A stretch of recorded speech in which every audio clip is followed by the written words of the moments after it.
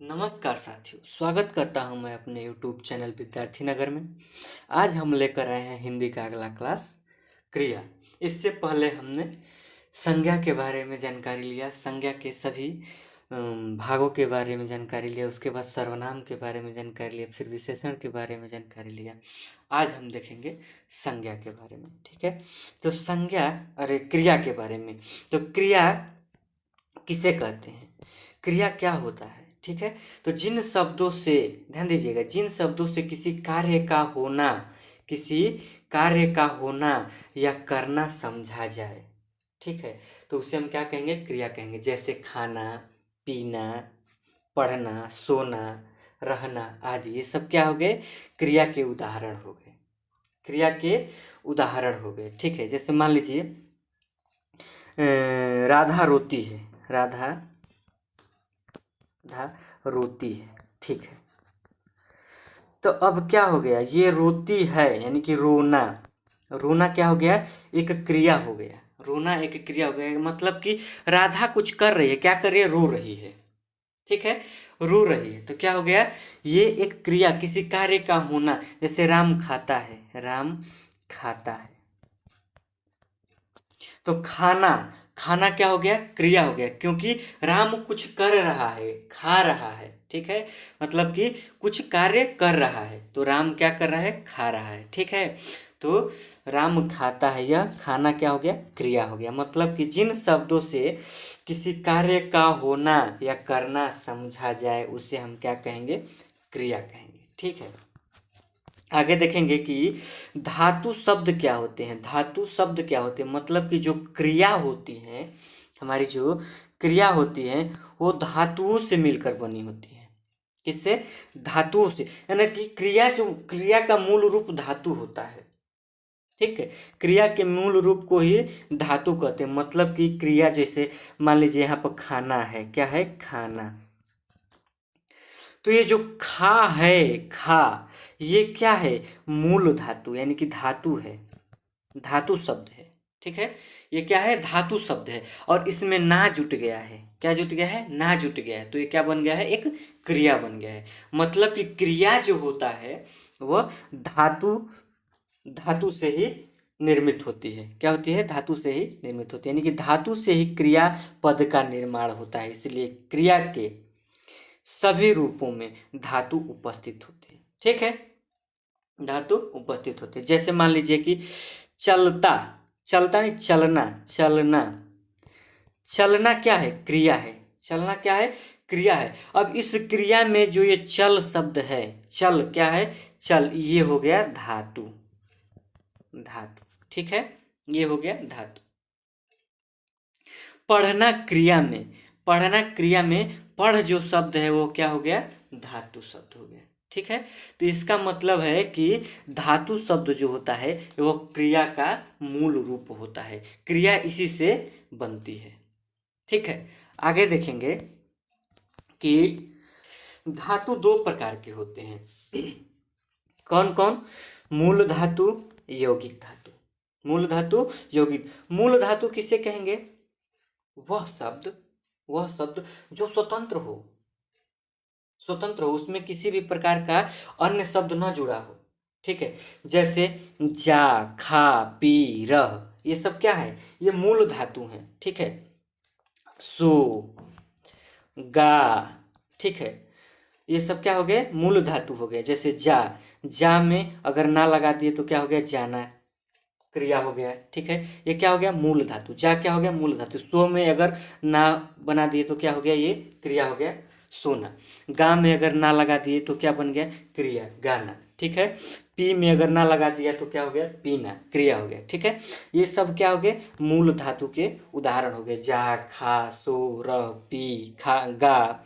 और यौगिक धातु किसे कहेंगे, जिसमें कोई न कोई अन्य शब्द जुड़ा हो या प्रत्यय जुड़ा हो, उसे हम क्या कहेंगे, यौगिक धातु। जैसे मूल धातुओं में प्रत्यय लगाकर या संज्ञा और विशेषण में प्रत्यय लगाकर अगर कोई क्रिया बना दी जाए, कोई धातु बना दी जाए, तो उसे हम क्या कहेंगे, यौगिक धातु कहेंगे, ठीक है। जैसे जैसे यह दिया है, यह तीन होते हैं, कौन कौन, एक होता है प्रेरणार्थक, एक होता है यौगिक और एक होता है नाम।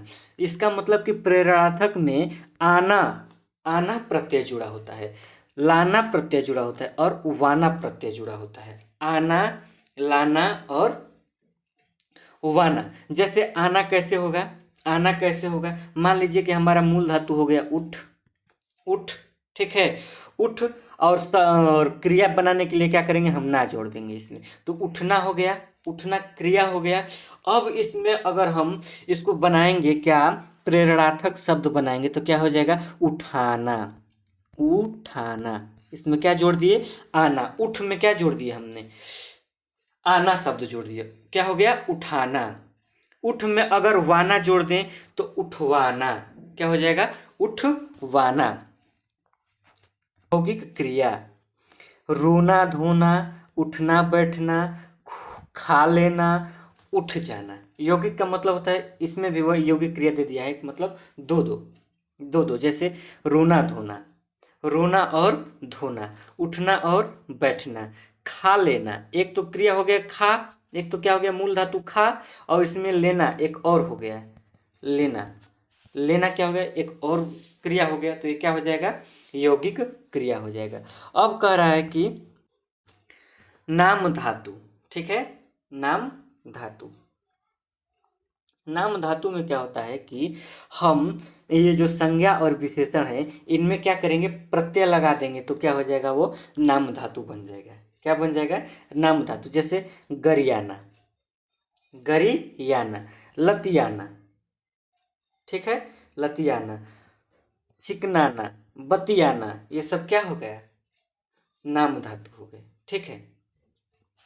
क्रिया के भेद, क्रिया दो प्रकार के होते हैं, कौन कौन, सकर्मक और अकर्मक। क्रिया के दो भेद हो गए, कौन कौन, सकर्मक और अकर्मक। सकर्मक किसे कहेंगे, जिसके साथ कर्म जुड़ा हो, यानी कि क्रिया के साथ अगर कर्म जुड़ा हो तो उसे हम सकर्मक कहेंगे, या कर्म होने की संभावना हो, कर्म होने की संभावना हो तो क्या हो जाएगा, सकर्मक क्रिया हो जाएंगी।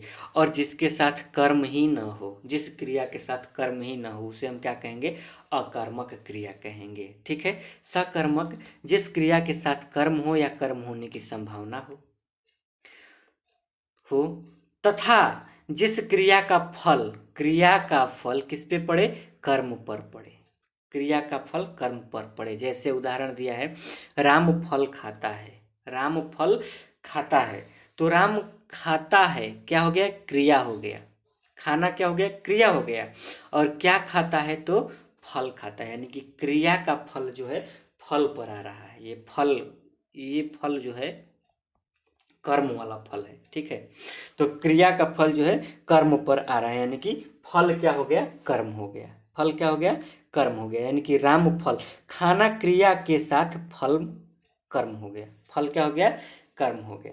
सीता गीत गाती है, तो गाती है, गाना क्या हो गया, गाना क्या हो गया, ये क्या हो गया, तो ये क्रिया हो गया, और गीत क्या हो गया, कर्म हो गया। तो गीत यानी कि गाना का फल किस पे पड़ रहा है, गीत पर, यानी कि सीता क्या गाती है, गीत गाती है।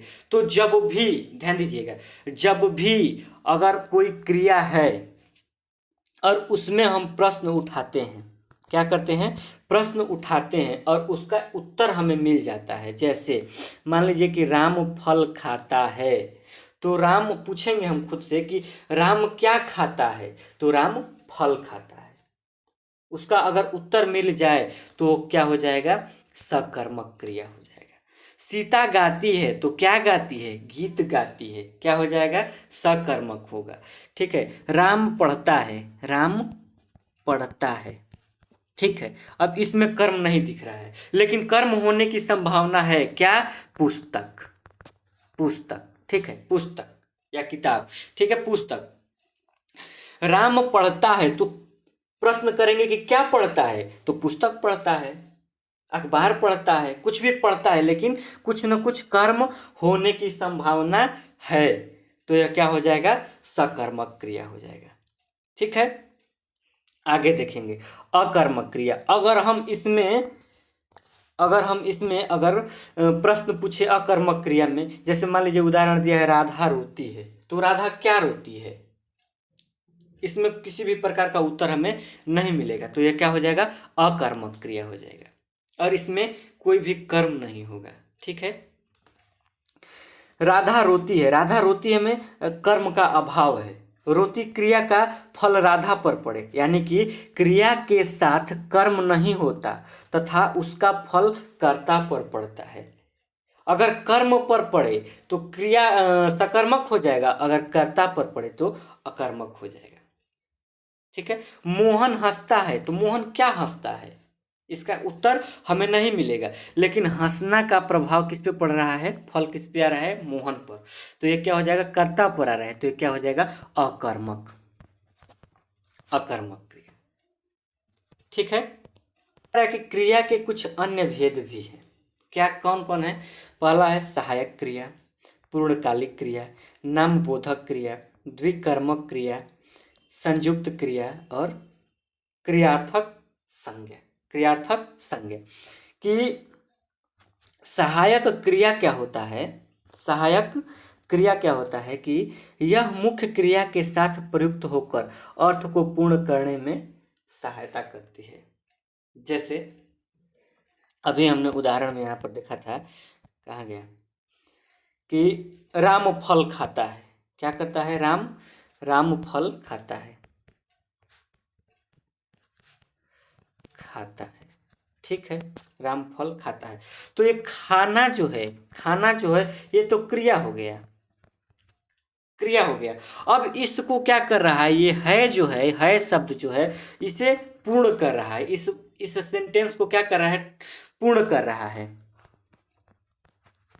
पूर्ण कर रहा है, तो ये क्या हो जाएगा हमारा सहायक क्रिया। मान लीजिए लिख दिया मैं गाता हूं, गाता हूं, गाता हूं, तो गाना तो हो गया क्या, क्रिया, और हूं क्या हो गया यहाँ पर सहायक क्रिया, हूं क्या हो गया सहायक क्रिया।